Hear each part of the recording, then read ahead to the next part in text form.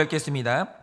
그가 또 조각목으로 성막을 세울 널판들을 만들었으니 각 판의 길이는 10규빗, 너비는 1규빗 반이며 각 판에 두 촉이 있어 서로 연결하게 하였으니 성막의 모든 판이 그러하며 성막을 위하여 널판을 만들었으되 나무로는 남쪽에 널판이 20개라. 그 20개 널판 밑에 은받침 40개를 만들었으되 곧 이 널판 밑에도 두 받침이 그 두 촉을 받게 하였고 저 널판 밑에도 두 받침이 그 두 촉을 받게 하였으며 성막 다른 쪽 곧 북쪽을 위하여서도 널판 20개를 만들고 또 은받침 40개를 만들었으니 곧 이 판 밑에도 받침이 둘이요 저 판 밑에도 받침이 둘이며 장막 뒤 곧 서쪽을 위하여는 널판 6개를 만들었고 장막 뒤 모퉁이 편을 위하여는 널판 2개를 만들되 아래에서부터 위까지 각기 2겹 두께로 하여 윗꼬리에 이르게 하고 두 모퉁이 쪽을 다 그리하며 그 널판은 8개요 그 받침은 은받침 16개라 각 널판 밑에 2개씩이었더라. 그가 또 조각목으로 띠를 만들었으니 곧 성막 이쪽 널판을 위하여 5개요 성막 저쪽 널판을 위하여 5개요 성막 뒤 곧 서쪽 널판을 위하여 5개며 그 중간 띠를 만들되 널판 중간 이 끝에서 저 끝에 미치게 하였으며 그 널판들을 금으로 싸고 그 널판에 띠를 꿰 금고리를 만들고 그 띠도 금으로 쌌더라. 그가 또 청색, 자색, 홍색 실과 가늘게꼰 배실로 휘장을 짜고 그 위에 그룹들을 정교하게 수놓고 조각목으로 4기둥을 만들어 금으로 쌌으며 그 갈고리는 금으로 기둥의 4받침은 은으로 부어 만들었으며 청색, 자색, 홍색 실과 가늘게꼰 배실로 수놓아 장막문을 위하여 휘장을 만들고 다 같이 읽겠습니다. 휘장문의 기둥 5과 그 갈고리를 만들고 기둥머리와 그 가름대를 금으로 쌌으며 그 5받침은 노시였더라. 아멘. 기도하겠습니다. 하나님, 오늘도 이 아침에 하나님께서 우리에게 성막의 널판들을 보여주십니다. 하나님이 널판으로 하나님이 우리를 보호하실 텐데 이 널판이 우리에게 의미하는 것이 무엇인지 오늘도 귀 기울여 잘 듣고 자오니 주여 오늘도 말씀하여 주시옵소서. 그리고 오늘도 우리가 몸담고 있는 교회의 역할이 무엇인지 알게 하여 주시옵소서. 믿사오며 살아계신 예수님 이름 받들어 기도드립니다. 아멘. 네, 저는 어젯밤에 그 월드컵 우리나라 첫 경기가 있었죠. 그래서 다들 이제 늦게 주무셨을 것 같아서 도대체 이 아침에 누가 설교를 들으시겠나 생각을 했는데 그래도 꽤나 이제 깨워서 들으시는 분들이 계셔서 너무 반갑습니다. 어쨌든 자, 오늘의 말씀을 보면서 이 성막의 뼈대를 구성했던 이 널판들에 대해서 묵상하려고 하는데요. 제가 이번에 이제 성막을 이제 묵상하면서 은혜를 굉장히 많이 받았습니다. 물론 제가 이 성막이 보통 천막이 아니라는 건 당연히 알고 있었죠. 그렇지만 이렇게까지 많은 의미가 담겨 있는 줄은 정말 몰랐습니다. 그런데 그 중에서도 정말 놀란 게 뭐냐, 이 성막을 가만히 보고 있으면요, 여기에서 바로 장차 오실 우리의 예수님이 보이고요, 여기에 우리를 향한 하나님의 마음이 보이는 겁니다. 그래서 이 성막이라는 게요, 공부를 하면 할수록 너무 은혜가 되더라고요. 그리고 이런 관점에서 제가 오늘 이 널판들에 대해서 묵상을 했는데요, 제가 이 널판에 대한 말씀을 잘 묵상하다가 여기에서 놀라는 사실이 있다는 거죠. 그게 뭐냐면요, 이 널판에 대한 말씀을 보고 있으면 여기에 우리가 세워야 될 교회가 뭔지 그 본질을 알게 되는 겁니다. 그래서 오늘은 널판에 대해서 묵상하면서 우리가 세워야 될 이 교회의 본질, 이 교회의 의미가 뭔지, 오늘 우리가 이 교회론에 대해서 오늘 우리가 한번 묵상해 보겠습니다. 가장 먼저는 단순하게 이 성막의 외형을 이루는 널판을 설명해야 될 것 같은데요, 일단 제가 사진을 좀 준비했거든요. 여러분이 사진을 좀 먼저 보시죠. 지금 사진이 띄워진지 모르겠는데요, 그 보시는 대로 이 널판 하나의 모양이 저런 기둥처럼 생겼습니다. 근데 이것의 높이가 이제 한 5m 정도 되고요, 넓이는 75cm가 됩니다. 그런데 이 성막이라는 것은요, 이 널판을 쭉 이어가지고 정확히 디귿자 모양으로 이어붙이게 되는데요, 제가 정확히 디귿자 모양이라고 말씀드린 이유가 뭐냐, 이 성막의 동쪽은 입구가 되기 때문에 여기는 널판으로 막아놓지를 않습니다. 이 널판이 세워지는 건 위쪽과 아래, 북쪽과 남쪽, 그리고 서쪽에 세워지는 게 되는 거죠. 그리고 동쪽은 뻥 뚫려 있습니다. 이렇게 성막은요, 널판으로 세 면을 막아놓게 되는 거예요. 그러면 이거를 어떻게 연결하느냐, 여러분이 이 널판을 잘 보시면 이게 레고 블록처럼 생겼는데요. 한쪽 면에는 22절 말씀처럼 촉이라고 해서 튀어나온 부분이 있고, 다른 쪽 면에는 튀어나온 부분을 받아들이는 홈이, 이게 파여진 홈이 있습니다. 그러면 레고처럼 이 부분을 딱 끼우면서 각 널판들이 결합되는 구조를 가지고 있는 거예요. 그런데 여기에서 아주 흥미로운 게 뭐냐면요, 이 성막은 직사각형 형태로 이루어져 있거든요. 그런데 이제 가로 부분이죠. 위와 아래에는 널판을 20개씩 붙여서 배치를 합니다. 그러면 위아래의 널판이 총 40개가 되는 거죠. 여러분 이 숫자를 기억해 주세요. 위와 아래의 널판이 총 40개가 됩니다. 이게 23절과 25절에 기록되어 있고요. 27절을 보시면 세로 부분에는 6개의 널판을 세우는데, 28절을 보면 모퉁이 부분을 튼튼하게 연결하기 위해서 2개의 널판을 이렇게 추가하게 됩니다. 그러면 세로 부분은 총 8개가 되는 것이죠. 그래서 이 모든 것을 연결하면 정확히 디귿자 모양의 성막 건물이 완성이 되는 거예요. 그런데 제가 말씀드린 널판의 숫자를 잘 보세요. 북쪽은 20개고 남쪽도 20개입니다. 그리고 세로 부분을 담당하는 서쪽은 8개의 널판이 세워지게 되는데, 그러면 이 널판의 개수가 총 몇 개죠? 48개가 되는 겁니다. 그런데 여기에서 굉장히 놀라운 교회의 의미가 있는 거예요. 제가 이 자료를 찾아보다가 굉장히 많은 학자들이 이것의 의미를 공통적으로 말하는데요. 잘 들어보세요. 여러분, 우리가 가정이라고 하면 그 가정의 형태가 뭐냐? 아버지와 어머니가 각자의 역할을 하면서 거룩한 다음 세대를 양육하고 보호하는 게 가정의 형태라는 거죠. 어머니가 있어야 되고요, 아버지가 있어야 되고, 그 안에 자녀가 보호를 받고 있는 거예요.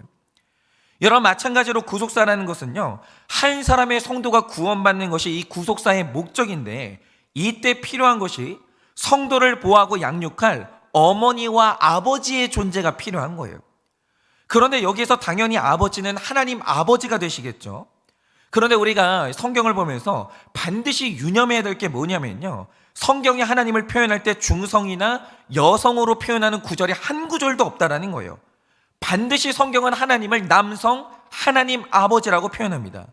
이것은 하나님에게 어떤 성별이 있다는 뜻이 아니고요, 구속사에서 하나님이 맡으신 역할과 특징이 남성적이고 아버지와 같다라는 거예요.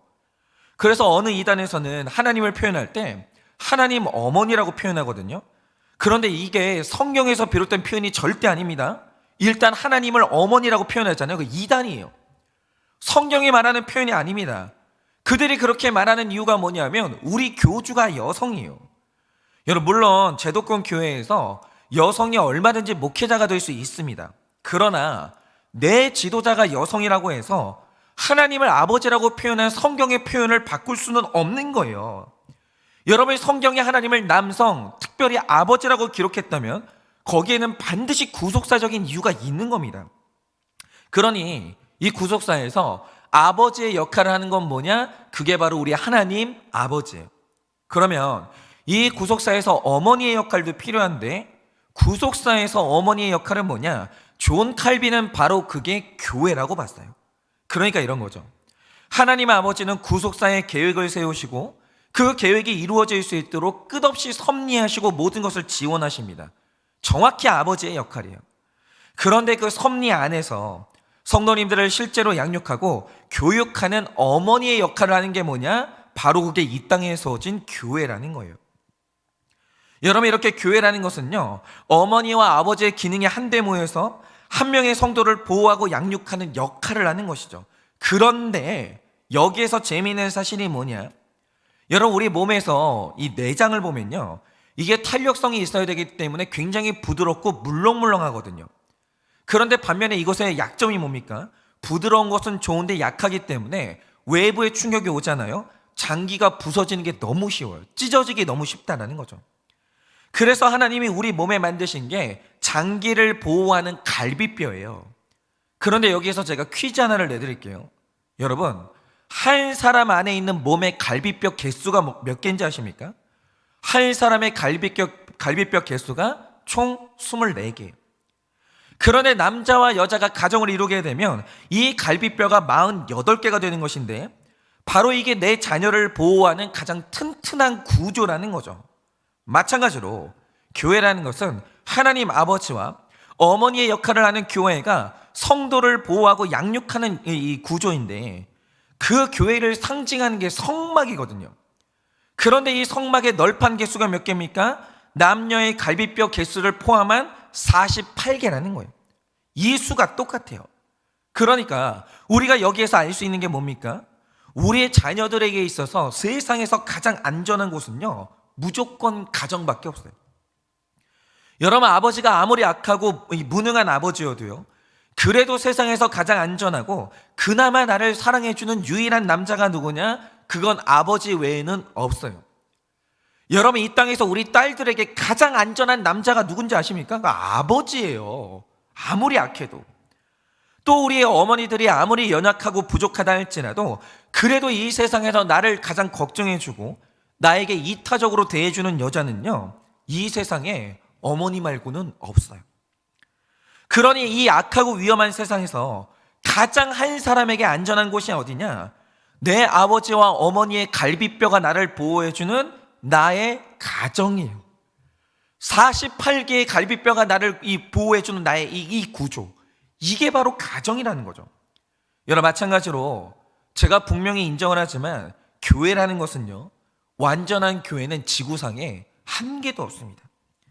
어느 교회나 불완전한 인간 목사가 그 교회를 이끌고 있고, 어느 교회나 상처 주고 말 옮기는 사람들이 반드시 있어요. 반드시. 교회가 문제 많죠.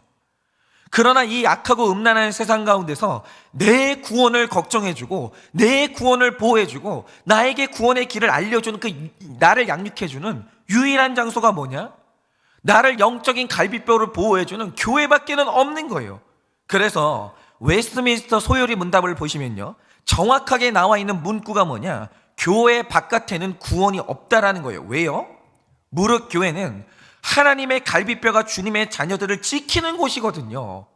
하나님 아버지의 보호하심이 이 교회 안에 있고 하나님 어머니의 그 양육하심이 교회 안에 있는 거예요. 아버지와 이 어머니의 역할이 한데 모인 곳이 어디냐? 그게 바로 교회라는 거죠. 그래서 내 인생의 교회 공동체는요, 무조건 있어야 되는 거예요. 내가 양육받고 내 구원이 보호받으려면요, 교회라는 갈비뼈의 구조 안에 있어야 되는 거예요. 그러니 지금 교회를 정하지 못하고 방황하시는 분들이 분명히 있을 거예요. 이 코로나 기간을 지나면서 우리가 온라인 예배에 익숙해져 있다 보니까 내가 속해 있던 공동체에서 흘러 떠내려가 버린 분들이 분명히 있어요. 여러분, 제가 그 모든 상황을 이해하고요, 여러분이 인간 지도자에게 상처받은 그 마음, 교회 지체들에게 상처받았던 그 마음을요, 전 충분히 이해합니다. 여러분, 제가 목회자의 자녀로 교회 안에서 살았어요. 여러분, 목회자의 자녀로 살면서 여러분 교회에서 얼마나 많은 상처를 받았는지 아십니까? 그리고 지금 목회자로 살고 있거든요. 목회자로 사는 와중에서도 얼마나 많은 상처를 받는지 몰라요. 성도만 상처받는 게 아니에요. 목사도 상처받아요. 충분히 이해합니다. 그러나 여러분의 영혼 구원을 위해서는 반드시 교회 공동체를 찾으셔야 돼요. 그리고 그 안에서 양육받고 그 안에서 교제를 나누셔야 됩니다. 바로 그게 내 구원에 있어서 유일하게 안전한 구조라는 거예요. 그러면 자, 이제는 우리를 양육하고 보호하는 이 교회의 가장 중요한 사명이 뭘까요? 우리가 이것도 봐야 되는데, 여러분이 20절 말씀을 보시면 성막의 널판들을 조각목으로 세웠다 이렇게 말합니다. 그런데 우리가 여기에서도 굉장히 중요한 의미를 봐야 되는 거예요.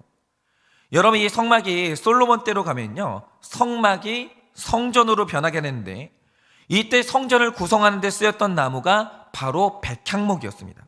그러면 여러분, 백향목을 썼던 이유가 뭐겠습니까? 바로 그게 당시에 구할 수 있는 나무 중에서 가장 비싸고 좋은 나무였기 때문이에요. 여러분, 마찬가지로 모세가 성막을 지을 때 여기에 하나님의 임재가 있기 때문에 가장 좋다는 청색, 홍색, 자색실을 썼고 이곳에 금이라는 재료를 썼습니다. 그러니까 이 널판들을 제작할 때도 얼마든지 백향목을 쓸 수가 있었다는 거죠. 그런데 흥미로운 게 뭐냐면요, 모세가 성막의 널판들을 만들 때는 조각목을 썼다라는 거예요. 그럼 이유가 뭘까요?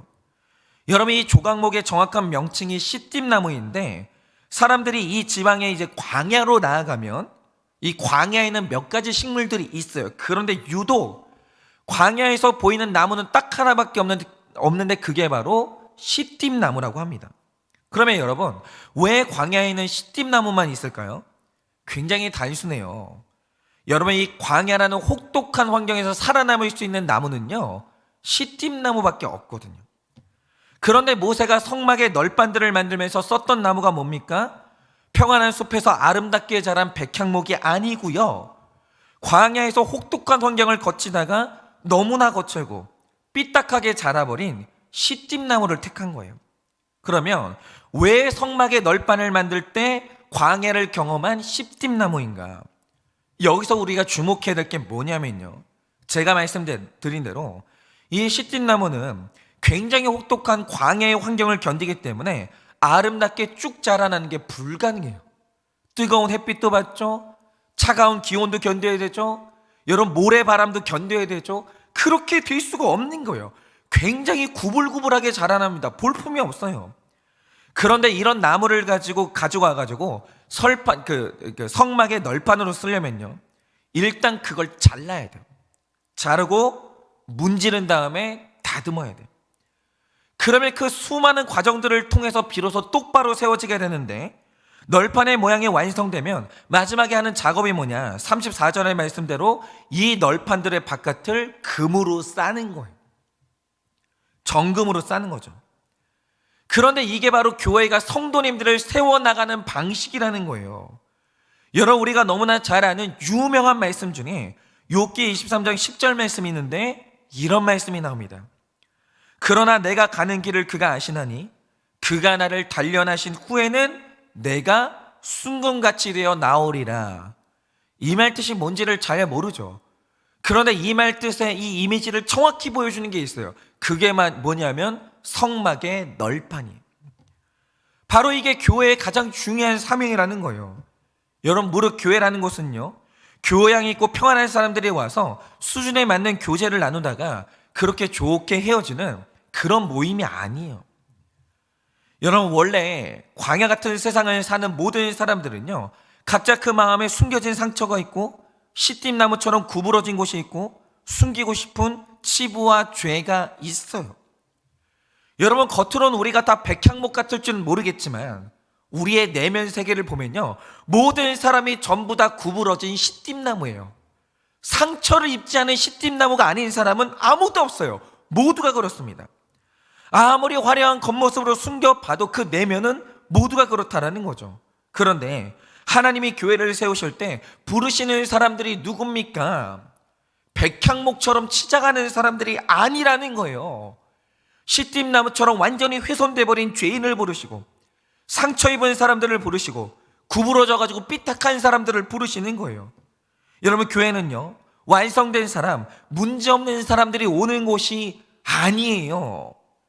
여러분, 일단 교회는요, 내 안에 이 훼손돼 버린 시띠나무와 같은 나의 마음을 오픈하는 것이고요, 교회는 그 상처와 죄를 잘 다듬고 닦아가지고 한 사람을 정금 같은 교회의 기둥으로 세우는 게, 그게 교회의 역할이에요. 여러분, 나를요, 아무 문제 없는 이 백향목처럼 치장할 거면요, 교회 안 오셔도 됩니까? 안 오셔도 됩니다. 그러나 만약 나를 너무나 상해버린 시띠나무라고 인정하는 사람은 반드시 교회를 와야 돼요. 교회가 아니면 여러분의 상처를 다듬을 데가 없고, 여러분의 죄를 다듬을 데가 없고, 여러분을 정금과 같은 기둥으로 세울 만한 단체는 없기 때문이에요. 그래서 교회에 무조건 있어야 되는 실력이 뭡니까?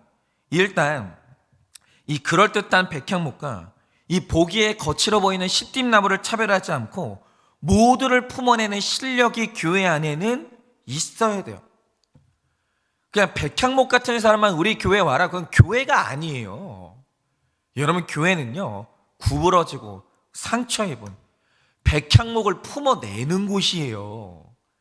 다른 그 무엇보다 교회에 차별하는 문화, 차별하는 죄가 있다면 그 교회는 교회가 될 수가 없어요. 거룩한 성막이 될 수가 없다라는 거예요. 특별히 우리의 리더십들이 그런데요, 우리 목자님들 정말 잘 들으셔야 됩니다. 우리 목장에는 이런 사람만 왔으면 좋겠어. 좀 밝고 꼬인 데가 없고 좀 교양 있고 이런 사람들만 왔으면 좋겠다. 또 저런 사람은 안 왔으면 좋겠다. 만약 이런 식으로 차별한다고 하면 그게 차별이에요. 여러분, 그거 죄라는 거 아십니까? 여러분, 차별하는 죄가 있는 지도자 밑에서는요, 성막이 탄생할 수 없는 거예요. 여러분, 모세가 성막을 만들 때 가장 먼저 주목하고 품으면서 끌어모았던 게 뭐겠습니까? 시띠나무예요. 여러분, 시띠나무를 다듬는 거 힘들죠? 백향목을 가지고 오면 쉬워요. 시띠나무를 가져오면요, 그날부터 고난이에요. 그런데 모세와 부살렐과 이 오홀리압의 능력이 뭐냐? 그 시띠나무를 가져다가 그것을 품어내고 다듬고 금칠을 했다라는 거예요. 그러니까 여러분, 우리가 이 목장 안에서 그 시띠나무를 품지 못하면 시띠나무를 반듯하게 다듬는 실력을 평생 동안 갖출 수가 없는 거예요. 그런데 우리가 시띠나무 같은 사람을 품어서 그 사람이 우리 공동체에 왔다고 하죠. 그러면 그 다음에 있어야 되는 게 뭐겠습니까? 많은 분들이 이 공동체의 사명을 잘못 알고 계시는데, 교회는요, 마냥 공감해주고 사랑해주는 게 사명이 아니에요. 여러분, 인간의 공감과 이 사랑은요, 목적을 이루는 수단일 뿐이지 그게 우리를 변화시키는 게 아니라는 거예요. 그러면 이 구부러지고 삐뚤어져 있는 이 시띠나무를 널판으로 반듯하게 세우는 유일한 힘이 뭐겠습니까? 그거는 말씀밖에 없어요. 제가 사역을 아무리 해봐도 그거는 말씀밖에 없어요. 여러분, 공동체에 말씀이 있어서 말씀으로 내 상처를 해석해주고 내 사건을 해석해줘야 내 사건을 위로해줘야, 그래야 시띠나무가 다듬어지는 것이지 인간의 위로와 사랑으로 다듬어지는 게 아니라는 거예요. 그래서 많은 분들이 경험하는 게요, 어떤 힘든 지체가 우리 목장에 왔는데 내가 많이 사랑해주고 공감해주면 변할 줄 알고 말씀도 없이 인간적인 사랑을 계속 부어주는 거예요. 그런데 사랑을 아무리 부어줘도요, 그때뿐이고요, 나중에 가면 원래대로 돌아와 있는 거예요. 그런데 이게 반복되면요, 어느 순간인가 절망하면서 탈진하게 되는 겁니다. 여러분, 무릇 시띠나무처럼 거칠고 삐딱한 사람들을 변화시키는 건 오직 말씀밖에 없는 거예요. 그래서 말씀으로 잘 다듬어주고 닦아주면요, 시띠나무가 정금이 발라진 이 교회의 기둥으로 세워지게 된다라는 거예요. 여러분, 오직 말씀입니다. 그래, 교회의 진짜 본질은, 진짜 보석은 누구냐? 그게 바로 시띠나무라는 거예요. 그리고 우리가 이 널판에서 마지막으로 봐야 되는 묵상해야 될 게 있는데요, 여러분, 이 널판 안쪽에는 하나님의 임재를 상징하는 법궤가 있습니다. 그래서 성경을 보면 하나님이 걱정하시는 게 뭐냐? 이 죄 지은 백성이요, 거룩한 하나님 가까이로 오다가 죽을까봐 하나님이 너무 걱정이 되신 거예요. 그래서 하나님이 이들을 살리려고 경계를 딱 그어주시면서 여기까지라고 하셨는데, 그 경계가 뭐냐? 바로 그게 널판이에요. 여러분, 널판은요, 다른 게 아닙니다. 널판은 하나님과 백성을 보호하는 이 경계인 거예요. 여러분, 누구라도 그 널판이 그어진 경계를 잘 지키기만 하면 아무 문제 없어요. 경계만 잘 지키면 누구도 죽지 않아요. 누구도 다치지 않아요. 경계가 그렇게 중요합니다. 그런데 언제 꼭 문제가 생기냐? 하나님은 분명히 경계를 그어주셨는데 그 경계를 넘는 사람들이 있다는 거예요. 바로 그때 문제가 생기고, 경계를 넘을 때 우리의 생명과 구원이 위태로워지는 거예요. 여러분, 제가 얼마 전에 되게 흥미로운 실험 하나를 봤는데요, 어떤 사람이 사람의 얼굴을 성형하는 성형 프로그램을 만든 거예요. 그러면서 그 성형 프로그램에서 보여주는 게 뭐냐? 굉장히 평범하게 생긴 여성의 얼굴이 있는데, 이건 실제로 존재하는 여성의 얼굴이 아니고요, 프로그램이 인위적으로 만든 얼굴이에요. 그러니까 한 100명 정도의 사람의 얼굴을 합성한 다음에 평범한 얼굴 하나를 만들어낸 거죠. 그리고 그 얼굴을 가지고 성형을 했을 때 일어나는 변화를 프로그램으로 미리 한번 봐보는 거예요. 진짜 재밌더라고요. 그게 뭐냐면, 일단 그 프로그램이 이 사람의 얼굴에 이 변화를 줄 때 퍼센테이지로 표시를 했는데, 일단 눈, 코, 입에 100%의 변화를 줘봤어요. 그랬더니 일어난 일이 뭐냐? 모든 얼굴의 윤곽이 뚜렷해지면서 정말요 요만큼 예뻐지는 거예요. 정말 조금 예뻐지는 거예요. 그래서 그 다음으로 200%의 변화를 줘봤습니다. 그랬더니 이제는 미인이라고 할 만한 얼굴이 딱 된 거예요. 여러분, 제가 이걸 보면서 알게 된 게 뭐냐면, 저는 성형외과를 안 가봐서 모르겠는데 만약에 여성들이 성형외과를 가가지고 이런 프로그램을 본다는 거죠. 의사가 변화를 주는 거예요. 자, 지금 당신 얼굴에 이런 변화를 주면 이렇게 예뻐집니다, 보여주는 거예요. 그러면 성형을 안 할 여자가 누가 있겠어요? 전부 다 하죠. 전부 다 성형을 하는 거예요. 그런 생각이 들더라고요. 자, 어쨌든 200%의 변화를 줬더니 그 여성이 정말 미인이 됐어요. 그런데 여러분이 성형수술의 무서운 함정이 뭔지 아십니까? 성형을 통해서 이런 변화를 주면요 정말 얼굴이 눈에 띄게 변하거든요. 그런데 여기에서 거의 모든 인간의 어리석음이 뭐냐, 200%의 변화를 줬을 때 이런 미인이 됐어요. 그러면 300%의 변화를 주면 나는 연예인 뺨치는 얼굴이 되지 않을까, 이 생각으로 나아가는 거예요. 그래서 200%의 성형을 한 다음에 변화를 체험하는 사람들은요 거의 대부분 300%까지 나아가는 거예요. 더 나가는 거예요. 그런데 이 프로그램을 보면서 진짜 깜짝 놀라는 게 뭔지 아십니까? 200%의 변화까지는 미인이었어요. 그런데 그 경계를 넘어서 300%의 성향으로 나아가니까 그때부터 인위적인 얼굴 형태가 나타나면서 얼굴이 추해지기 시작해요. 이게 문제인 거예요. 적당히 하면 괜찮거든요. 근데 적당히를 넘어서서 인간의 욕심은 끝이 없기 때문에 200%를 넘어서 이제 300으로 나아가요. 그때부터는요 성형이 인간의 얼굴을 추하게 만들어요. 그런데 이런 변화에 너무 놀래가지고 복구를 하겠다고 400%의 변화로 나아가는 사람이 있어요. 그때 일어난 일이 뭔지 아십니까? 이제 얼굴이 외계인처럼 변하면서 완전히 흉측해지는 거예요. 완전히. 그러니까 우리가 진짜 안타까울 때가 있는데 여러분도 아시죠? 어떤 사람이 얼굴이 너무 예뻐가지고요 배우가 되면 스타가 돼요. 그러니까 우리가 그 배우를 처음에 사랑했던 이유가 뭐냐면 처음 봤던 그 얼굴이 너무 예뻐가지고 스타가 되는 거예요. 그것도 예뻐요. 그런데 우리 일반인들이 진짜 이해하지 못하는 게 뭡니까? 너무 얼굴이 예뻐가지고 스타가 됐는데 더 예뻐지려고 하는 거예요. 그러면서 그 예쁜 얼굴을 가지고 또 얼굴을 또 고치는 거예요. 그런데 고치면 고칠수록 일어나는 일이 뭡니까? 더 예뻐지는 게 아니라 외계인처럼 변하면서 예전의 미모가 완전히 이상해져 버리는 거예요. 그래서 요즘에 떠도는 말 중에 하나가 뭡니까? 성형괴물, 성괴라는 말이 있는 거예요.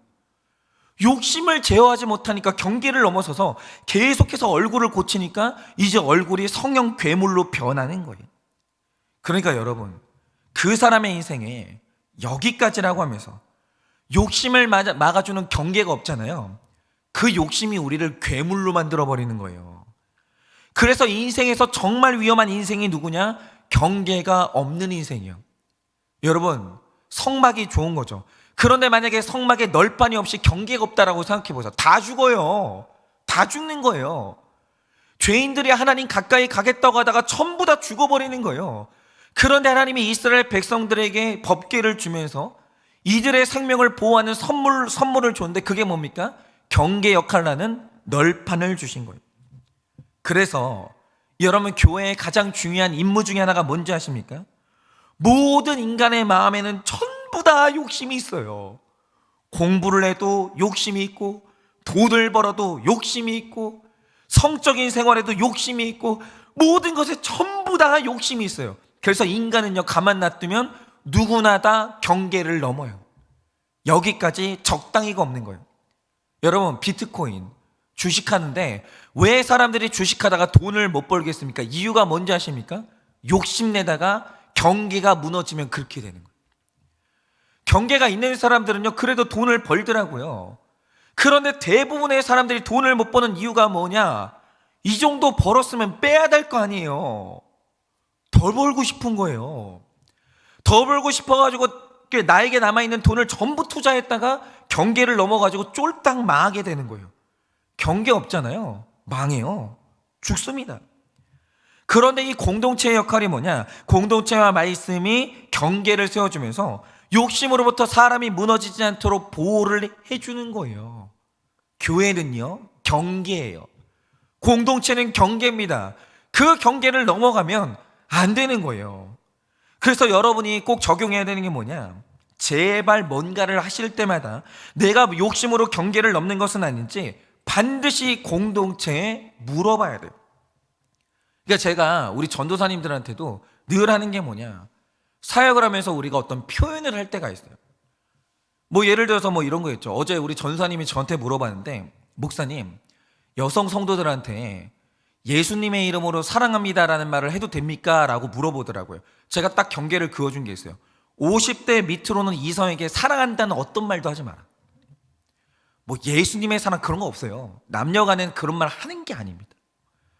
뭐 예수님의 사랑으로 사랑한다, 남녀 간에는 일체 그런 거 없어요. 절대 하지 마라. 50대 밑으로는. 그런데 만약에 60대로 넘어간다, 마음껏 해라. 마음껏 해라. 60대 이성에게는 예수님의 이름으로 사랑합니다, 마음껏 하라는 거예요. 여러분, 이런 식으로 공동체는 경계가 있어야 되는 거예요. 되는 게 있고 안 되는 게 있어요. 그러므로 여러분, 공동체에 여러분의 모든 행동, 여러분의 모든 계획들을 물어보셔야 돼요. 왜 안 물어보세요? 여러분은 지금 여러분의 경계가 있는 줄 아십니까? 여러분의 욕심이 제어가 된다라고 생각하세요? 안 돼요. 여러분, 뭘 할 때마다 공동체에 물어보고 경계를 그어주면 거기서 멈추셔야 돼요. 교회는, 공동체는 브레이크 역할을 해줘야 되는 거예요. 안 그러면 그 욕심이 우리를 집어삼키는 거예요. 바로 그게 교회의 역할이라는 거죠.